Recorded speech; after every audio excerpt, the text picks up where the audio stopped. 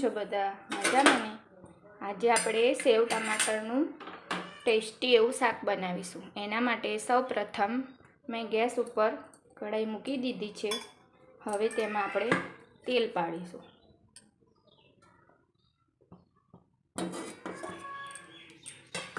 હવે તેમાં 2 ચમચી જેવું તેલ નાખી દીધું છે। હવે તેમાં આપણે ડુંગળી નાખીશું। હવે ડુંગળીને આપણે થોડી વાર સાતળી લઈશું।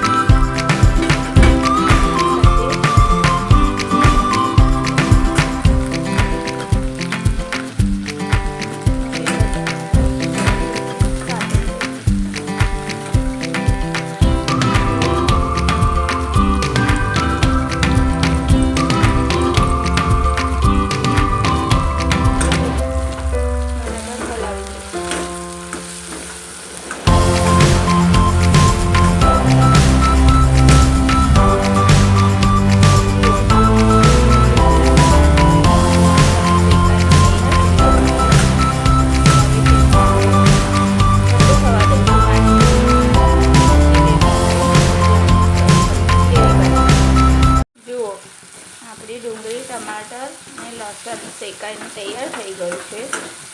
હવે તેની આપણે ઠંડુ થવા દઈશું 5 મિનિટ। પછી તેની આપણે મિક્સર જારમાં ક્રશ કરીને ગ્રેવી બનાવી દઈશું। ઠંડુ થઈ ગયું છે, તેની આપણે મિક્સર જારમાં ગ્રેવી બનાવી દઈશું। જો આપણી ગ્રેવી બનીને સરસ તૈયાર થઈ ગઈ છે।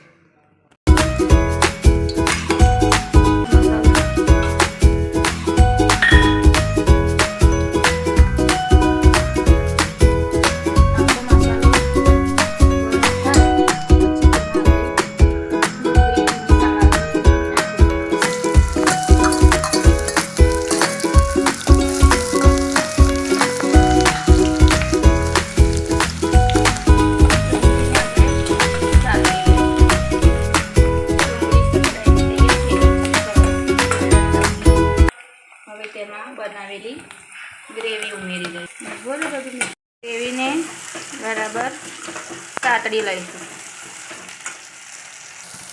ગ્રેવી સતળાઈ ગઈ છે। હવે તેમાં થોડી હળદર,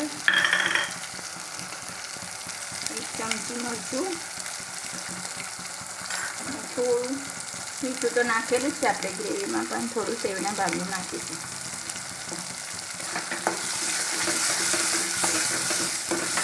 હવે બધું મિક્સ કરી દઈશું।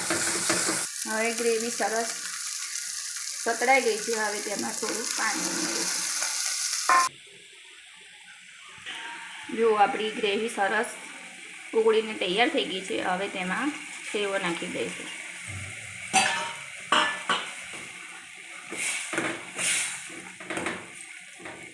સેવ નાખીને હલાવી દઈશું।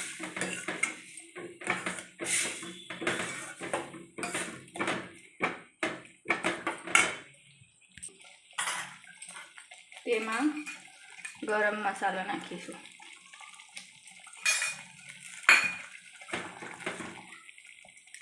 જુઓ, આપણું સેવ ટમાટરનું શાક સરસ ઉકળીને તૈયાર થઈ ગયું છે। હવે તેમાં થોડી કસૂરી મેથી નાખી દઈશું। એના લીધે સ્વાદ બહુ સરસ લાગે છે, કસૂરી મેથીને લીધે। આપણું સેવ ટામેટાનું શાક બનીને તૈયાર થઈ ગયું છે। હવે તેને પરોઠા સાથે સર્વ કરીશું। લોટ બાંધીશું। એમાં મીઠું નાખી દઈશું।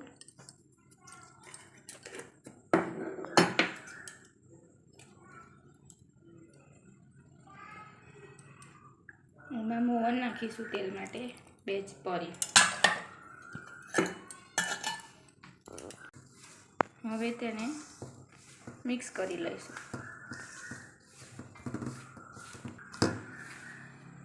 એમાં પાણી ઉમેરીને આપણે પરાઠાનો લોટ બાંધી દઈશું।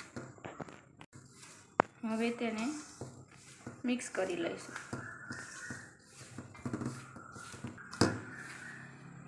એમાં પાણી ઉમેરીને આપણે પરાઠાનો લોટ બાંધી દઈશું। આ રીતે આપણે પરાઠું વણી લઈશું. તવીમાં આપણે શેકી લઈશું.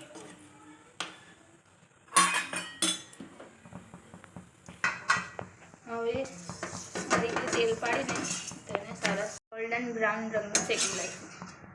આ રીતે આપણે બધા પરોઠા બનાવીને શેકી લઈશું. ટમેટાનું શાક અને પરોઠા તૈયાર થઈ ગયા છે. હવે તેને ધાણાથી ગાર્નિશ કરી લઈશું. અને જોડે છાશ પણ સર્વ કરી છે. એમાં થોડું જીરું અને થોડું મીઠું નાખી દઈશું. જો વિડીયો ગમ્યો હોય તમને તો લાઈક, શેર અને સબસ્ક્રાઈબ કરવાનું ભૂલશો નહીં. જય માતા.